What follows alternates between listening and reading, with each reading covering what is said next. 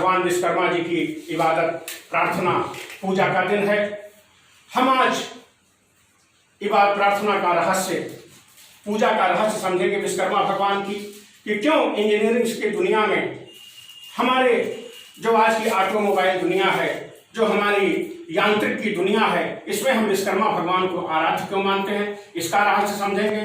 33 करोड़ देवी देवताओं का रहस्य समझेंगे एवं योगा कर्मस कौशलम, कैसे हमारी कार्य में कुशलता आए, जिसको भगवान श्री कृष्ण गीता में कहते हैं योगा कर्मस कौशलम, जिसके लिए आज हमारी रेलवे स्किल डेवलपमेंट कार्यक्रम चला रही है। तो हम उस रहस्य को यहाँ पे समझते हैं। पहले हम समझते हैं 33 करोड़ देवी देवताओं के बारे में। बड़ा आजकल व्हाट्सएप पे, कभी कभी फेसबुक पे ऐसे बेवकूफ ना समझ, ऐसे पागल विक्षिप्त मानसिकता के लोग कमेंट करते हैं कि 33,000 करोड़ देवी देवता होने के बावजूद भी रक्षा नहीं हो पा रही है। उस रहस्य को हम समझते हैं। क्या है 33 करोड़ देवी देवताओं का रहस्य? साथियों, रक्षा हमारे भीतर अपने आत्मबल से होती है। परमात्मा ने स्वयं हमको, हम परमात्मा के ही खंड हैं, वो अखंड है, हम उसके खंड हैं। वो सागर है, हम उसकी बूंद हैं। वो सागर है, हम उसकी लहरें हैं। हम उसमें कोई भेद नहीं है। अहम ब्रह्मास्मि तत्त्वमसि चेत, जिज्ञासा हल करने नचिकेता पहुंचा यम के घर है। जहां पे नचिकेता जिज्ञासा हल करने के लिए यम के दरवाजे पहुंच जाता है और तत्त्वमसि चेत, यम समझाते हैं कि तुम वही हो जो मैं हूं, तत्त्वमसि। तो ये देशना देने वाला देश पश्चिम ने प्रयास किया। जीसस ने कहा मैं और मेरा पिता एक, हमें उसमें कोई भेद नहीं है। ईसाई बर्दाश्त नहीं कर सके, फांसी दे दी उठा के। कहा कारपेंटर जोसेफ का बेटा साधारण घर में साधारण मनुष्य लगता है देखने में, और कह क्या रहा है कि मैं और मेरा पिता एक। मुसलमानों के सबसे बड़े फकीर अल-हिल्लाज मंसूर ने कहने का प्रयास किया अनल हक कि मैं और वो एक ही हैं, कोई भेद नहीं है। काट डाला मुसलमानों ने, लेकिन हमने स्वीकार किया, हमारी मनीषा ने स्वीकार किया, और फिर आगे जो सूफी आए उन्होंने स्वीकार किया इस बात को कि हम में उसमें कोई भेद नहीं, हम उसी के खंड हैं। अब 33,000 देवी देवताओं का रहस्य यहाँ पे हम समझते हैं। साथियों, जब हम परमात्मा के इनर कोर पे हम परमात्मा ही हैं, तो हम और कैसे कैसे वासनाओं में अटकते हैं, उसका विभाजन यहाँ पे देखिए, तो आपको देवताओं का रहस्य समझ में आ जाएगा, देवी देवताओं का रहस्य यहाँ पे समझ में आ जाएगा। हमारे यहाँ 3 तरह की चेतना लेके हम पैदा होते हैं। पहली चेतना है विक्षिप्त चेतना, तमस चेतना, प्रेत चेतना, दैत्य चेतना। उसका क्या मतलब है? अपनी वासना को पूरी करने के लिए हम अगले को मिटा सकते हैं। अगर अपनी वासना को, अपनी आवश्यकता को पूरी करने के लिए हम अगले को मिटा देने को तुले हैं, तो समझिए हम प्रेत हैं। हम हैं तो शरीर रूप में, लेकिन हम प्रेत हैं। वो हमारी तमस चेतना है, विक्षिप्त चेतना है, वो हमारी शैतान चेतना है हमारे भीतर, कि हम अपनी आवश्यकता, अपनी वासना को पूरी करने के लिए दूसरे को मिटाने के तुल गए हैं। आज मनोवैज्ञानिक कहते हैं, बहुत बुरा मानते हैं कि अगर किसी लकीर को बड़ा बनना है तो दूसरे को मिटाओ मत, उससे बड़ी लकीर खींचने का प्रयास करो। उसको ना समझ कहते हैं वो। तो हमारी विक्षिप्त चेतना, ये दैत्य चेतना, ये है दैत्य का रहस्य। अगर हम अपनी वासना को पूरी करने के लिए दूसरे को मिटा डालते हैं तो हमारी दैत्य चेतना है। दूसरी है रजस चेतना। भगवान श्री गीता में समझाते हैं, रजस का मतलब होता है जो भी आवश्यकता हमारी है, जो भी वासना हमारी है, कॉन्स्टिट्यूशनल रूप से, संवैधानिक रूप से उसको पूरा करने के लिए हम कर्म करेंगे। लेकिन अभी वासना बची हुई है, तो उसको हम कर्म से अपनी वासना पूरी करते हैं, वो रजस चेतना है। और एक चेतना है देवत्व चेतना, सत्व चेतना, सात्विक चेतना। उसको क्या है? हमारी कोई अपनी वासना नहीं है। चाह गई चिंता मिठी, मनवा बेपरवाह, जिनको तो चाहिए नहीं सो सहन कर सा। ऐसी फकीराना मस्ती जब हमारे भीतर आ जाती है, हम ऐसे चेतना की ऊंचाई पे पहुंच जाते हैं, तो हम देवता कहलाने लगते हैं। हमारे यहाँ संकल्पना है भारतीय सनातन मनीषा में कि ऐसी चेतना वाले, सत्व चेतना वाले, जिनकी अपनी कोई वासना नहीं है, लेकिन वो जिंदा है दूसरे के लिए। जो जिया दूसरों के लिए, जख्म जिसने करोड़ों सिए, देवता है वही आदमी मंदिरों के लिए, मस्जिदों के लिए। तो वो है 33 करोड़ देवी देवताओं का रहस्य। ऐसी चेतना जो सदा देती ही रहती है, अपनी उनकी कोई वासना नहीं है। परमार्थ के कारण साधुन धरा शरीर, जो दूसरे के हित के लिए, दूसरे के मंगल के लिए हमेशा उद्यत रहते हैं। और संकल्पना है हमारी सनातन मनीषा की कि पूरी पृथ्वी को चलायमान करने के लिए 33 करोड़ देवी देवताओं के उपस्थित ऐसी आत्माओं की प्रेजेंस हमेशा बनी रहती है।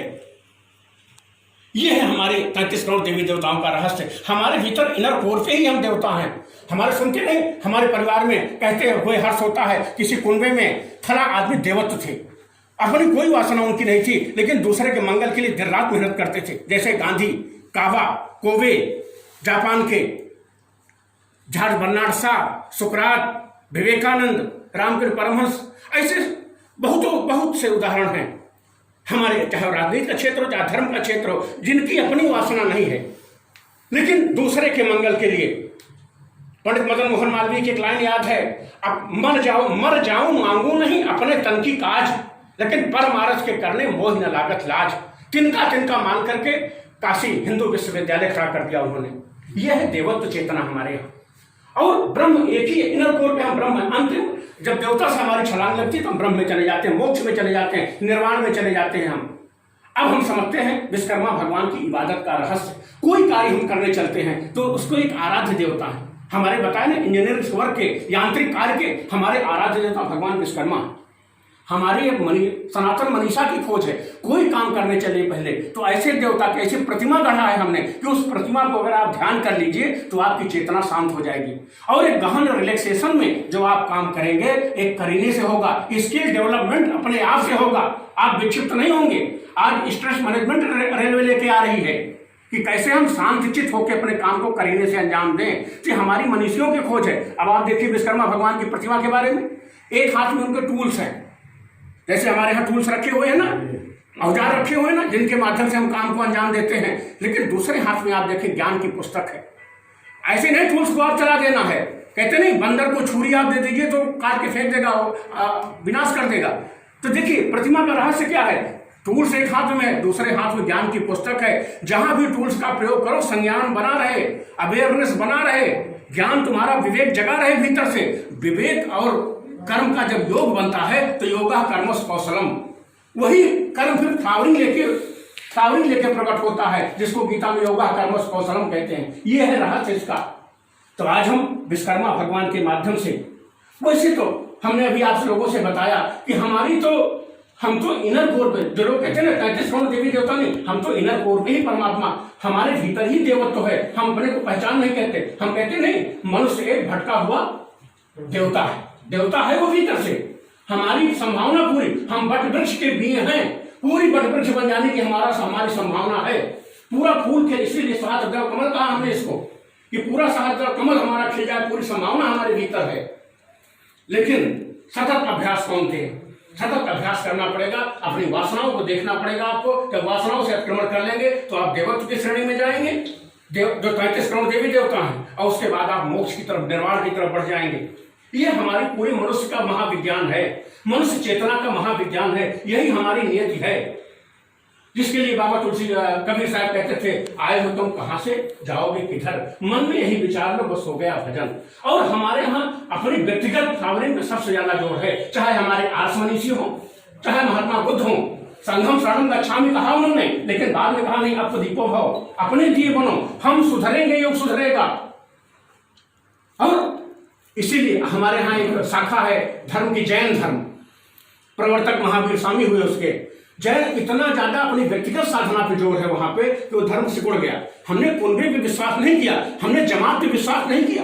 कबीर साहब के बात कहते थे, सिंहों के लेहड़ नहीं, हंसों की नहीं पात, और लालों की नहीं बोरियां, साधु न चले जमात। हमने जमात पे जोर नहीं दिया कभी, हमने व्यक्तिगत साधना पे, अपनी व्यक्तिगत फ्लावरिंग हम कैसे करें कि हम अपने व्यक्तिगत जीवन में, अपने पारिवारिक जीवन में, सामाजिक जीवन में और अपने मनुष्यता के होने में अपनी फ्लावरिंग कैसे कर लें कि जहां भी रहे हम, जहां जहां जाएं, लिए का अपना कोई जाति मकान नहीं होता, जहां भी जाएगा रोशन करेगा। मैं भगवान विश्वकर्मा की आराधना करता हुआ, उनको यहाँ पे प्रणाम करता हुआ कि हम सभी का मंगल हो और हम सभी के भीतर योगा कर्मस कौशलम, संज्ञान आए, विवेक आए, प्रज्ञा आए, और हम लोग अपने करीने से काम को अंजाम दे सकें, जिससे फ्लावरिंग एक खुशबू उठती रहे, हम धन्य बन जाएं, परिवार, देश, हमारा कार्यस्थल धन्य बन जाए। हरिओम तत्सत, हरिओम तत्सत, हरिओम तत्सत।